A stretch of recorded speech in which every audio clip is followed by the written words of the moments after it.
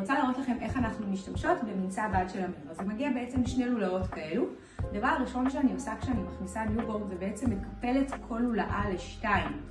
אז בעצם יש לי לולאה שנראית ככה, זה בערך הרוחב שלה, ואני הולכת לשים אותה עליי באלכסון. וגם לולאה שנייה בדיוק באותו האופן. את הלולאה שרחוקה ממני, רחוקה מהחזה, אני מורידה ושמה על הבטן שלי. ומה שבעצם הולך לקרות זה אני הולכת להכניס את התינוק שלי לפה. אז אם אתן עושות את זה בבית לבד, אני תמיד מניחה את התינוק על הכתף הפנויה. זאת אומרת, הכתף שעליה אין את הבד. ועכשיו אני מכניסה את התינוק פנימה.